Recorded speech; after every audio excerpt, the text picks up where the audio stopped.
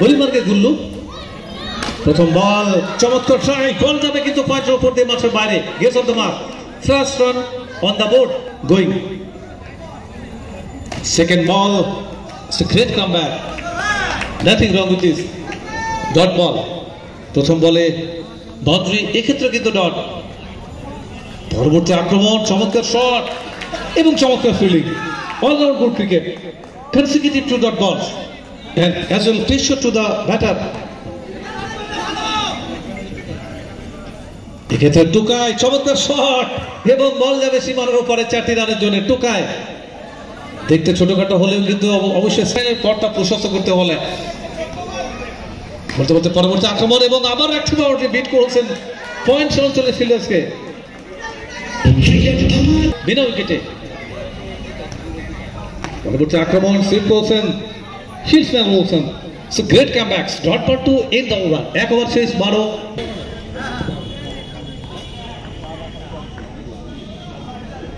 এক্ষেত্রে কিন্তু লালি সুইপ করেছেন বলিমার্কের লালি এবং একটা রান আসবে tight running extremely good running একটা রান যার ক্ষেত্রে ফেস করবেন টুকায় বলিমার্কের লালি চমৎকার শট কিন্তু কভার সঞ্চয় ফিল্ডিং দূরত্ব ফিল্ডিং এবং কোনো রান নয় রান সংখ্যা ছিল 50 dot ball is crucial next ball পরবর্তী বল সুইপ করেছেন এবং এক্ষেত্রে কিন্তু চমৎকার রান সংখ্যা পৌঁছে গেল 17 বিনা উইকেটে আপনারা দেখছেন Haripal brothers cup season 8 2K23 দুই দল বাঁকুড়া এবং অপরদিকে হাওড়া দল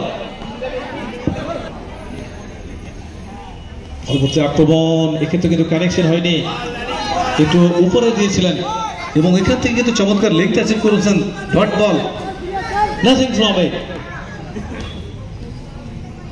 next one consecutive dot ball এখানে কিন্তু কোনো রান নয় উৎসাহ দিচ্ছেন প্রত্যেকটি ফিল্ডে এক্সাইটিং মোমেন্ট তিনটি বাউন্ডারি অ্যাচিভ করেছিলেন টোকায় পরবর্তী বল পরবর্তী আক্রমণ এখানে গুড লেন্থের উপরে একটু ঠুকে দিয়েছিলেন কানেকশন নয় dot ball to end the over 2 over শেষ দলীয় রান সংখ্যা 17 বিনা উইকেট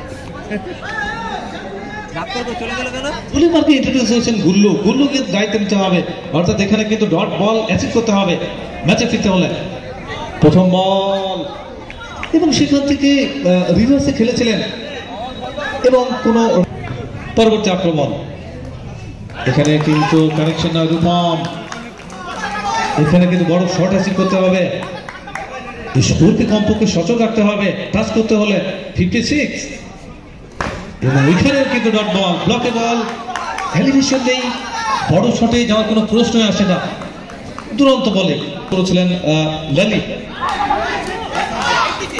এখান থেকে কিন্তু ওয়াইডের সংকেত হচ্ছে অফিসিয়াল আমরা দেখতে পাচ্ছি এই মুহূর্তে একটি রানের সংযোজন হবে 18 বিনা উইকেটে ফেস করবেন রূপম এবং বলিমার্কে গুল্লু এখান থেকে কিন্তু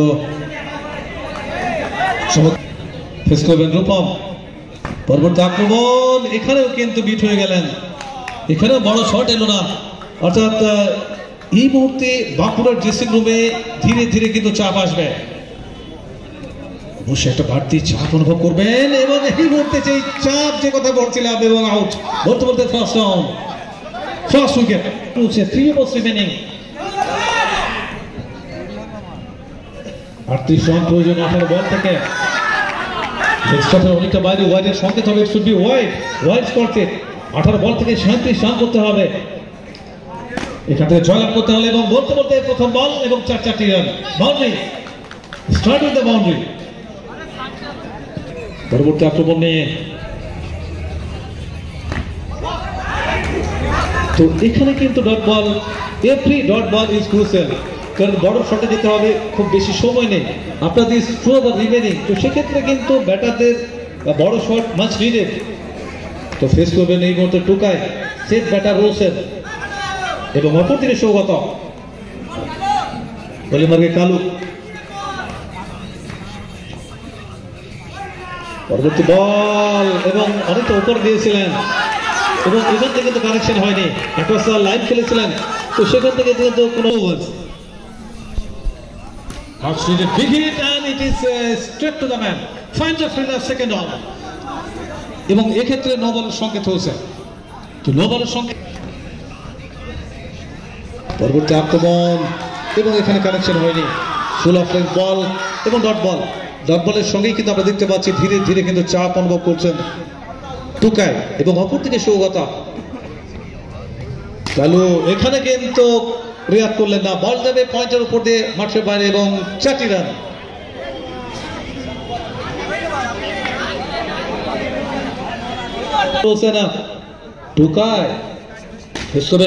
এবং বিদ্যুৎ গতিতে বল মেরে গেল সীমানার উপরে এবং কোনো চান্স নয়, দুজন ফিল্ডারকে একবারে বিট করে মাঠের বাইরে 4টি রান।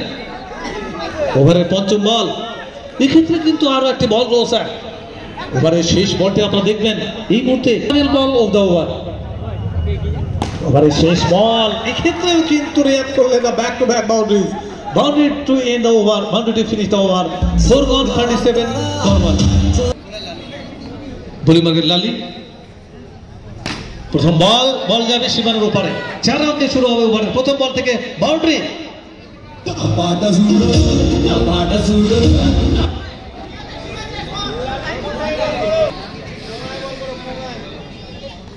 তো এখান থেকে কিন্তু চমৎকার অলরাউন্ড গুড ক্রিকেট, রিয়েলি দুরন্ত ক্রিকেট আমরা দেখলাম। Good ball and great shot and as well excellent fielding. তো এখান থেকে টুকাই এবং একটু রং শট থার্ড রানের উপর দিয়ে এবং বল যাবে সীমানার উপরে এবং আউট। সেকেন্ড আউট 42 2 উইকেটে।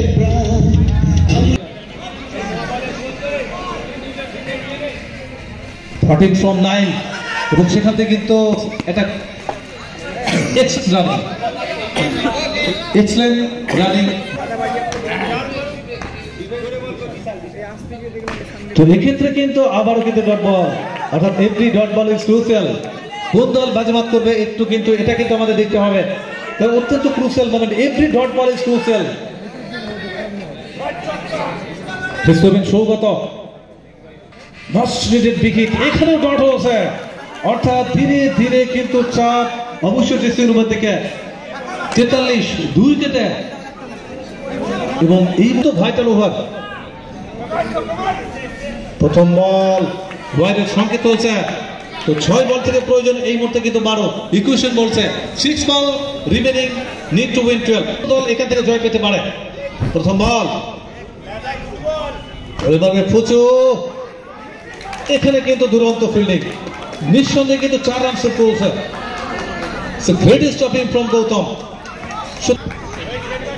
12 ফ্রম 5 বল। এখানে কিন্তু বল যাবে সীমানার উপরে এবং ক্রুশিয়াল বাউন্ডারি, একেবারে কামব্যাক ক্রুশ এই মুহূর্তে, যেখান থেকে কিন্তু একটু হলো চাপ আসবে ফুচুর উপরে এবং এই মুহূর্তে